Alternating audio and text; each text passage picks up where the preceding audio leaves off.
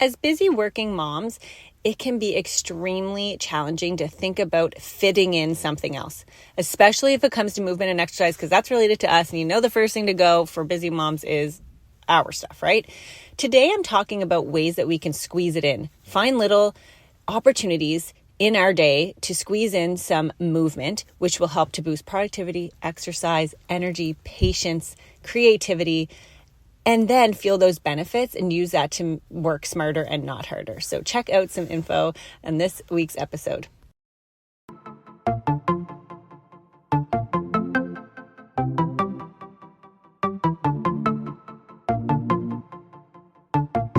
Hey, I'm Brianne McKenzie. I'm a mom of 4 little kids, teacher of students with special needs, and a health and productivity buff. And this is the Get Shit Done podcast, where I help busy moms learn to get shit done in their life.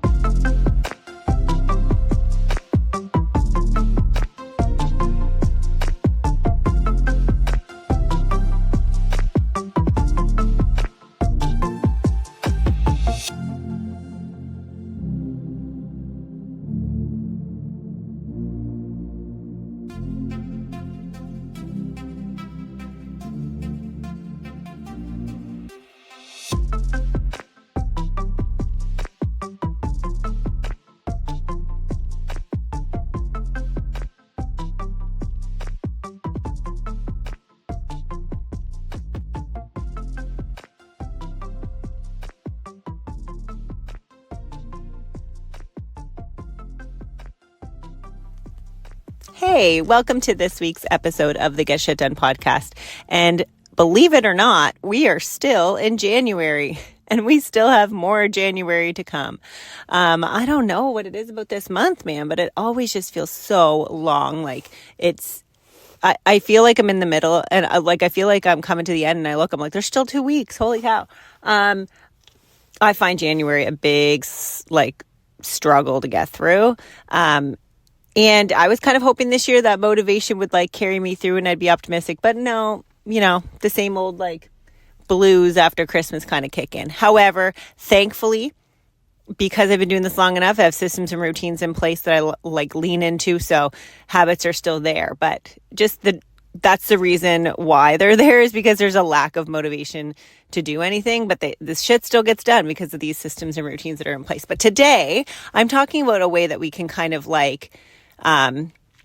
cheat the motivation. We're going to talk about ways that we can squeeze in little bits of activity and the reason why that's important. I really feel like we talked a little bit about this last week, but the shift in mindset around movement is really going to be the way of the future, first of all, because diet culture of the 90s is on its way out or already out. We already know better so we can do better. But having this change in mindset can really help us to make more of a habitual change and filter that down to our kids. But it starts with making movement a regular part of our day. And I'm going to talk today a few ways about what that can look like and how we can kind of fit that in. So first, I really want to talk about why movement is important for our day. So we need to move our bodies to increase our heart rate. When we increase our heart rate, even a little bit, we activate things like more energy, more focus, more creativity, more productivity, more patience, more energy. I think I might have said that. All of those things come with movement. And that is the hack of life. If we realize that we are not going to wait for that to come to us, but create it through movement, then we're going to be able to have that whenever we want, right? Theoretically. However, we are busy working moms, and that is not always possible. But I'll share a little bit about what that can look like.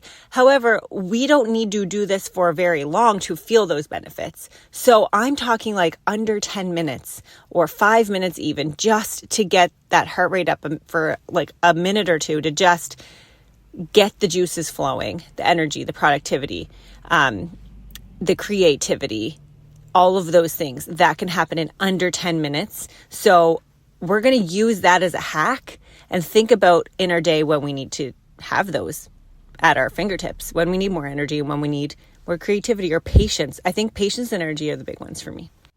So that's why exercise matters, or movement matters in our day. But now I'm going to talk about what are some ideas or things maybe that you could incorporate in your day that can achieve that. I talk a lot about micro action. So this is an example of micro action, like a baby step, a small amount of time to move your body to get your heart rate up, to then get the result that you want, which is energy and the focus and the patience and the productivity. So that can look like taking the long way to the bathroom and kind of lightly jogging up the stairs to do that if you're at work or at home. That can look like setting, like if you have one of those smartwatches, you could have it remind you to move every so often so that you're not sitting too long. And I feel like maybe the default is like once an hour or something. If you're sitting for an hour, it'll prompt you to move. And that can act as a trigger or like a habit stack of like going for a walk around your house, taking your laundry baskets upstairs for a quick burst of energy, or if you're at work, walking to the other end of the building to get some water at the water fountain. Obviously, I work in a school, so maybe that sounds like what it is, but I don't know what your work. To fill up your water and walk back, going upstairs and back down to do something, making that trip that you need to do anyway just a little bit more movement related. These are small things we can do in our day. At home, what that looks like for us is when we're cleaning up supper or getting supper started, we're throwing on like a pump up dance song and moving around at the same time. And I just go a little extra, get the heart pumping a little bit. That can look like walking your dog outside or taking your kid with their scooter or bike around the block when you get home. That's like a small thing that they will love, but that helps you to move your body. Because I don't know about you, but if I come home and sit on the couch when I get home, like I already know how my night's going to go. It's going to feel real hard. And it's going to be like I'm on the struggle bus. I'm a sloth for the rest of the night because I sat down. And I'm not saying not to rest, but I have to be intentional about when I do that, because otherwise it'll take over my whole night. That is me. That is not to say that's what it's like for you, but I know myself. And if I came right home from school and I sat down on the couch and I chilled for a while, that would be what I would do for the whole night. And my habits and my well-intended supper and, evening activities would be gone.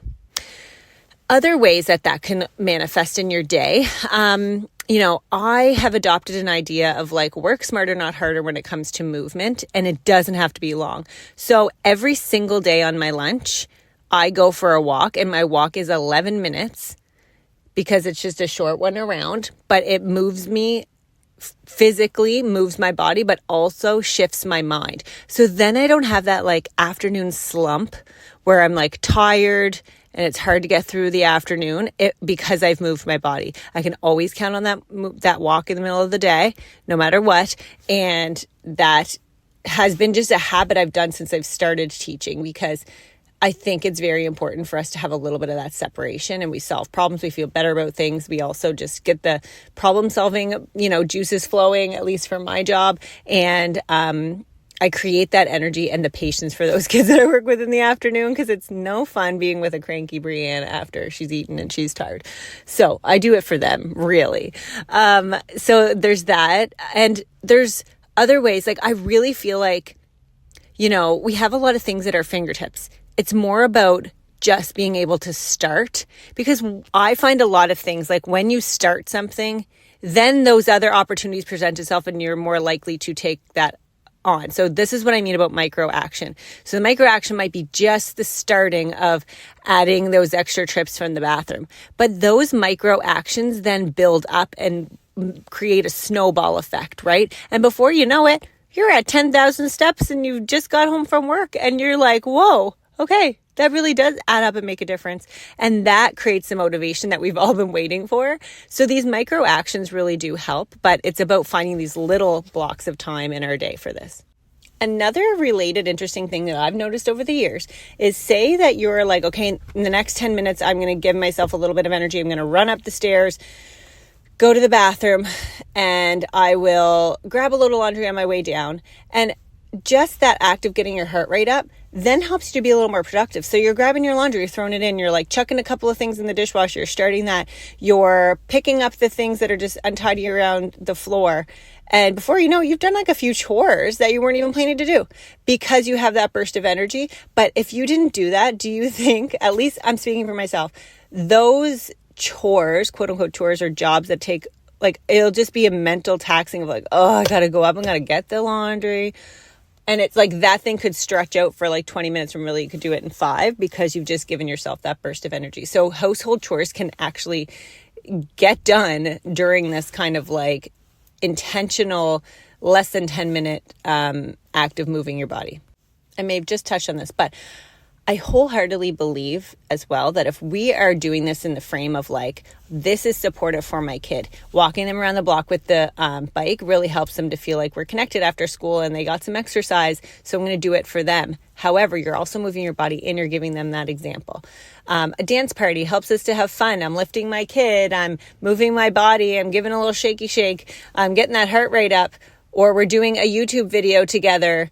Those things are not only awesome for the kids, but they're great for you and the relationship to your kid and the example you're setting. So incorporating your kids is like super awesome when it comes to doing these kinds of like quick bits of movement, because then it doesn't take an additional time off. And then they're going to feel like their cup's full. So then they're less like, mommy, mommy, mommy, mommy, mommy. They've had your attention. They've had your, your connection time with them doing these kinds of things. So that actually is like a work smarter, not harder kind of tip.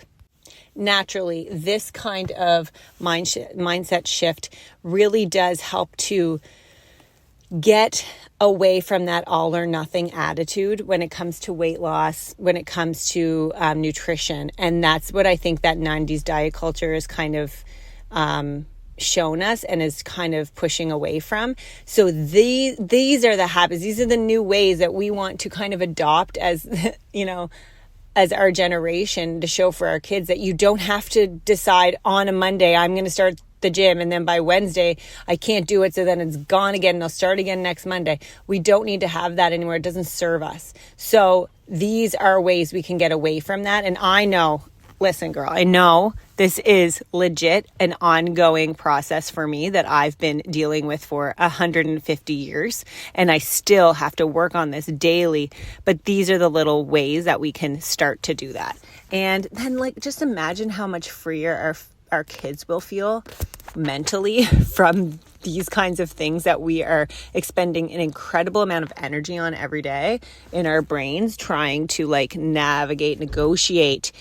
We're mind ninjas. We can talk ourselves in and out of doing these things all day long until it's habitual, until it's something that we don't have to really overthink. Then we can really start to change that kind of mindset for ourselves. And then indirectly for our kids. Okay, here comes a little challenge for you. I'm going to challenge you to finding 5 minutes today, whether you're at your desk at work, or you're at home with your kids, or it's after supper, or it's in the morning. If you're listening to this, do something a little extra today to get that movement heart rate up for 5 minutes or less. It could be stretching at your desk, doing some squats, or walking up the stairs extra to go get your water, walking to pee 15 times after you've drank it, or taking your groceries in multiple trips instead of one, or, whatever that can be. Find an opportunity today and just try it to give yourself a chance to have an opportunity of micro action. Recognize it, praise yourself for it. Notice afterwards what the benefits come from that. And I'm not saying these are going to last you all day. These are little spurts that are going to give you a little bit of energy, focus, productivity, patience for that amount of time afterwards, but it serves us, right? That's a way to work smarter, not harder. So notice that when you do it. I would love to hear from you if you would share what is one micro action, little way that you were able to add movement into your day.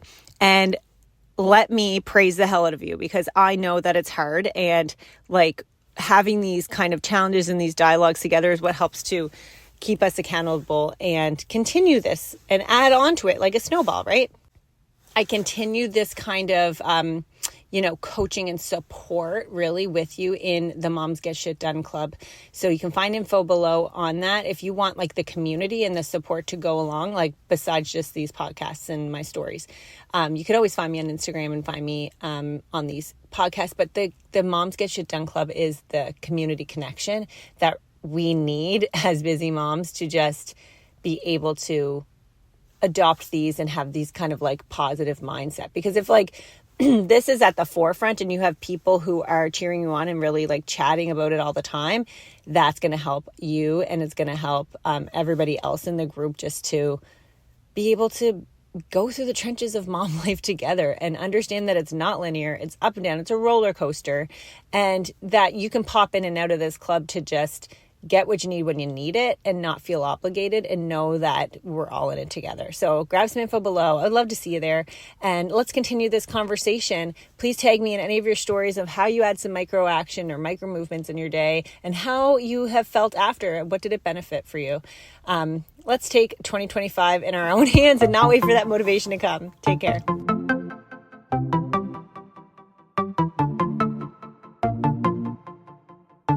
Well, that's it for me today. I'm likely needed for some mom duties right about now. Thanks so much for joining me for a chat, and let's do it again soon. And be sure to follow me on Instagram at Brianne_McKenzie123 for more tips and tricks on how to get shit done.